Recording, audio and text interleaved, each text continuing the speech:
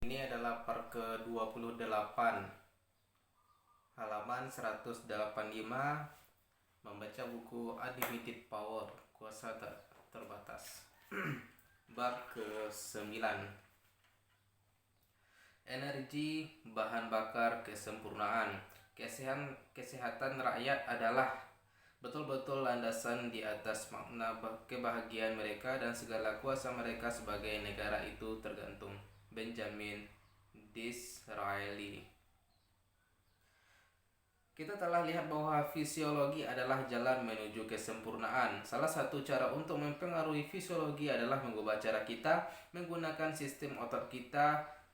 Anda bisa mengubah postur Anda, ekspresi wajah Anda, dan pernafasan Anda. Segalanya yang saya bicarakan dalam buku ini juga tergantung kepada tingkatan fungsi biokimiawi yang sehat.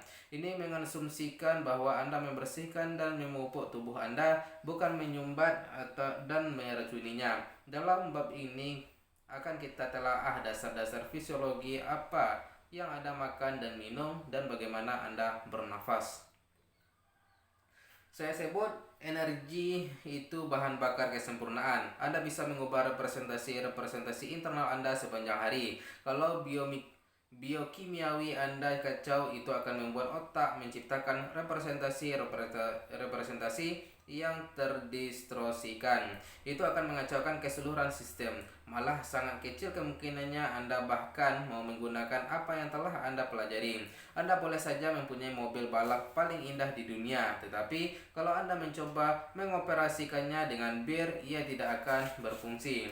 Anda boleh mempunyai mobil yang tepat dan bahan bakar yang tepat, tetapi kalau businya tidak membakar dengan benar, Anda tak akan mendapatkan performa puncak. Dalam bab ini akan saya sampaikan beberapa pemikiran tentang energi dan bagaimana caranya meningkatkannya ke tingkatan puncak. Semakin tinggi tingkatan energi itu, semakin efisienlah tubuh Anda. Semakin efisien tubuh Anda, semakin baiklah Anda rasakan, dan semakin Anda menggunakan talenta Anda untuk menghasilkan hasil-hasil yang luar biasa.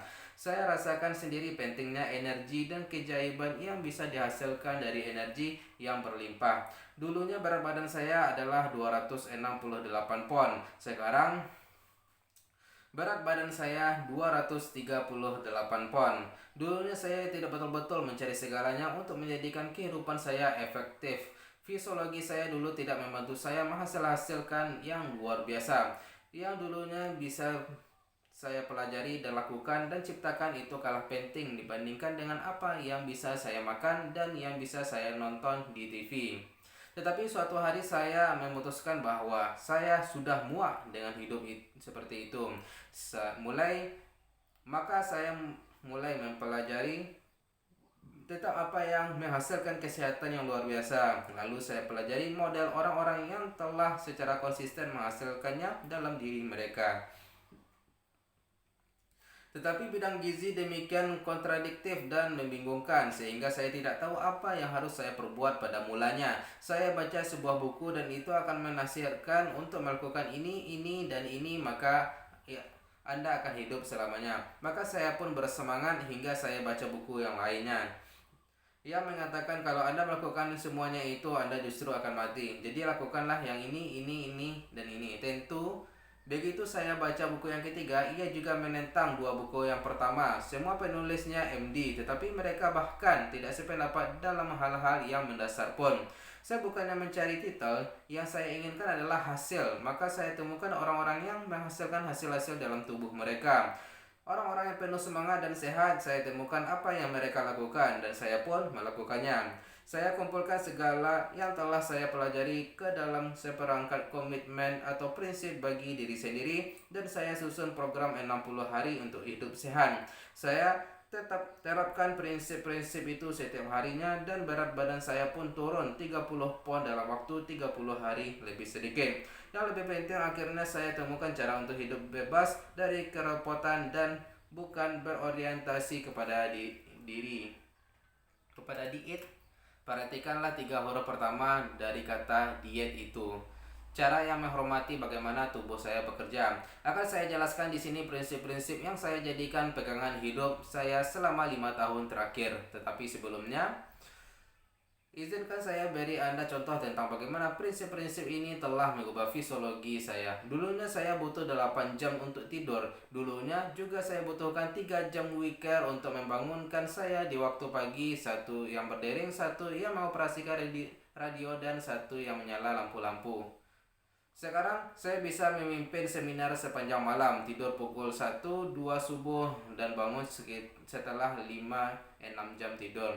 Merasa betul-betul bersemangat, kuat dan berenergi. Seandainya aliran darah saya terpopulasikan, seandainya tingkat energi saya ternodai, itu berarti saya berusaha memetik manfaat yang sebesar-besarnya dari fisiologi yang sangat terbatas. Sebagai gantinya saya mulai dengan fisiologi yang memungkinkan saya mengerahkan seluruh kemampuan fisik dan mental saya. Dalam bab ini dan akan saya beri Anda 6 kunci menuju fisiologi yang berkuasa yang tak terkalahkan. Sebagian besar dari apa yang saya katakan akan menentang hal-hal yang sedari dulu Anda yakini. Ada yang bahkan akan menentang ide-ide Anda yang sekarang tentang kesehatan yang baik. Tetapi keenam prinsip ini telah bekerja spektakuler bagi saya dan bagi orang-orang dengan siapa saya bekerja serta ribuan orang lainnya yang mempraktekkan ilmu pengetahuan kesehatan yang disebut higien alami. Saya minta Anda merenungkan baik-baik tentang apakah keenam prinsip ini bisa efektif bagi Anda dan apakah kebiasaan Anda yang sekarang ini betul-betul yang paling efektif untuk merawat tubuh Anda. Terapkanlah keenam prinsip ini selama 10 hingga 30 hari dan nilailah keabsahannya dari hasil-hasil yang dihasilkan dalam tubuh Anda daripada apa yang mungkin telah diajarkan kepada Anda untuk Anda yakini. Pahamilah bagaimana tubuh Anda bekerja, hormatilah dia dan rawatlah dia, maka dia akan merawat Anda. Sejauh ini Anda telah belajar mengelola otak Anda, sekarang Anda harus belajar mengelola tubuh Anda. Marilah kita mulai dengan kunci pertama, hidup sehat, kuasa pernafasan. Landasan kesehatan adalah aliran darah yang sehat, sistem yang mentransportasikan oksigen dan makanan ke semua sel tubuh Anda. Kalau Anda mempunyai sistem peredaran yang sehat, Anda akan hidup sehat dan berumur panjang. Lingkungannya adalah aliran darah. Apakah tombol pengendali bagi sistem ini? Bernafas. Itulah cara Anda sepenuhnya mengedarkan oksigen ke seluruh tubuh dan karenanya juga menstimulasikan proses listrik setiap sel tubuh Anda. Marilah kita telaah bagaimana tubuh bekerja. Bernafas bukan saja mengendalikan pemberian oksigen kepada sel-sel tubuh. Bernafas juga mengendalikan aliran cairan limfe yang mengandung sel darah putih untuk melindungi tubuh. Apakah sistem limfe itu? Ada orang yang menganggapnya sebagai sistem pembuangan tubuh. Setiap sel dalam tubuh Anda dikelilingi oleh limfe. Anda mempunyai cairan limfe 4 kali lebih banyak daripada darah. Beginilah cara kerja sistem limfe. Darah dipompa dari jantung lewat pembuluh darah utama ke kapiler-kapiler yang tipis yang berpori. Darah membawa oksigen dan makanan ke kapiler-kapiler tersebut, di mana kemudian mereka digabungkan menjadi cairan yang mengelilingi sel-sel yang disebut limfe. Sel-sel tubuh mempunyai intelijensi atau kesukaan terhadap apa yang mereka butuhkan, mengambil oksigen dan makanan yang diperlukan bagi kesehatan mereka, dan kemudian mengeluarkan racun, yang beberapa di antaranya kembali ke kapiler. Tetapi sel-sel tubuh yang mati, protein darah, dan bahan beracun lainnya harus dibuang oleh sistem limfe. Dan sistem limfe diaktifkan oleh pernafasan yang dalam. Sel-sel tubuh tergantung kepada sistem limfe sebagai satu-satunya cara untuk membuang bahan beracun yang besar dan berlebihan cairan yang membatasi jumlah oksigen. Cairan ini berjalan lewat kelenjar limfe, di mana sel-sel tubuh yang mati dan semua racun lain selain protein darah dinetralisasikan dan dihancurkan. Seberapa pentingkah sistem limfe ini? Seandainya ia mati total selama 24 jam, Anda akan mati akibat protein-protein darah yang terperangkap dan kelebihan cairan di sekeliling sel-sel tubuh. Aliran darah itu mempunyai sebuah pompa, yaitu jantung Anda, tetapi sistem limfe ini tidak mempunyai pompa. Satu-satunya cara untuk limfe bekerja adalah lewat nafas yang dalam serta gerakan otot.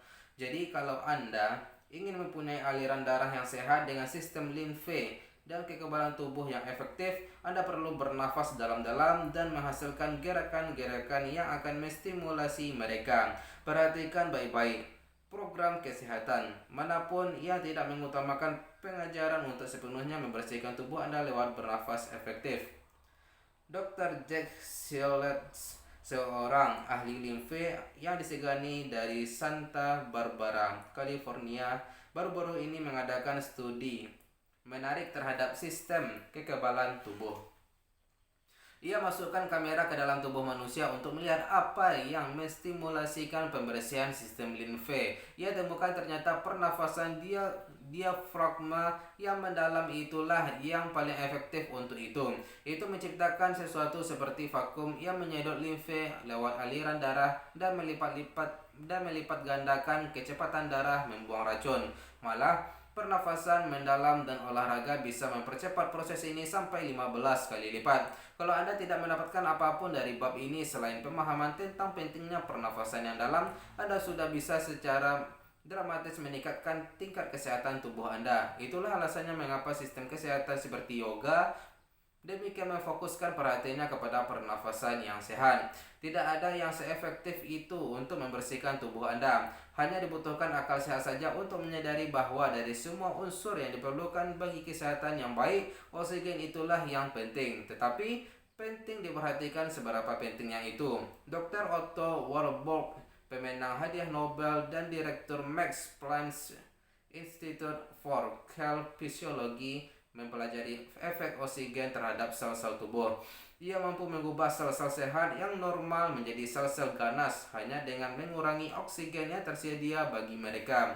Karyanya ditindaklanjuti di Amerika Serikat oleh Dr. Harry Goldberg dalam Journal of Experimental Medicine tahun 1953. Goldberg menggambarkan eksperimen yang ia adakan dengan spesies tikus yang belum pernah dikenal mempunyai pertumbuhan ganas. Ia ambil sel-sel dari tikus yang baru lahir dan membaginya menjadi 3 kelompok. Salah satunya dimasukkan ke dalam wadah khusus yang pernah tidak diberikan oksigen selama 30 menit. Seperti Dr. Warburg, Goldberg menemukan bahwa setelah beberapa minggu banyak sel yang mati, gerakan yang lainnya melambat, dan ada juga yang mulai mengubah strukturnya menjadi sel ganas. Kedua kelompok sel lainnya disimpan dalam wadah khusus di mana kandungan oksigen yang dipelihara pada konsentrasi sesuai atmosfer. Setelah 30 hari, Dr. Goldberg menyuntikkan ketiga kelompok sel tersebut kepada 3 kelompok tikus. Setelah 2 minggu, ketika sel-sel itu telah diserap kembali, tidak terjadi apa-apa terhadap kedua kelompok yang normal. Tetapi semua tikus dalam kelompok ketiga yang sel-selnya telah dikurangi oksigen secara berkala mengembangkan pertumbuhan ganas. Karya ini ditindaklanjuti setahun kemudian. Pertumbuhan ganas itu tetap ganas dan sel-sel normalnya tetap normal. Apa artinya itu bagi kita? Para periset percaya bahwa kurangnya oksigen tampaknya memainkan peran penting dalam membuat sel-sel menjadi ganas seperti kanker. Yang jelas itu mempengaruhi kualitas hidup sel itu sendiri. Ingatlah bahwa kualitas kesehatan Anda sebetulnya adalah kualitas hidup sel-sel tubuh Anda. Demikianlah sepenuhnya memberikan oksigen yang cukup kepada sistem Anda tampaknya merupakan prioritas nomor 1. Dan bernafas efektif jelas merupakan titik tolaknya. Masalahnya kebanyakan orang tidak tahu bagaimana caranya bernafas. 1 dari 3 warga Amerika mengidap kanker, tetapi para atlet hanya mengalami 1 kasus kanker setiap 7 atlet. Mengapa?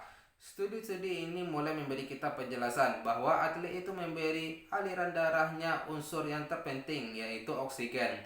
Penjelasan lainnya adalah bahwa atlet-atlet ini menstimulasi sistem kekebalan tubuh mereka untuk bekerja pada tingkatan maksimum dengan menstimulasikan gerakan limfe. Izinkan saya menjelaskan cara bernafas paling efektif untuk membersihkan sistem Anda. Hendaknya Anda bernafas dengan rasio ini. Hirup 1 hitungan, tahan 4 hitungan. Hirup 1 hitungan.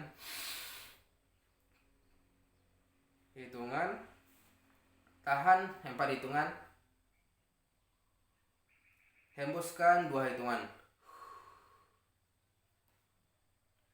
Seandainya Anda menghirup udara selama 4 detik, tahan 16 detik dan hembuskan udara selama 8 detik. Mengapa menghembuskan nafas harus 2 kali lebih lama? Ketika itulah Anda membuang racun lewat sistem limfe Anda. Mengapa ditahan 4 kali lebih lama? Demikianlah Anda sepenuhnya mengedarkan oksigen ke dalam darah dan mengaktifkan sistem limfe Anda. Ketika Anda bernafas, hendaknya Anda mulai dari dalam perut seperti menyedot debu yang membuang segala racun dalam sistem darah Anda. Besok kita akan sambung ke halaman 190. Sekian, bye-bye.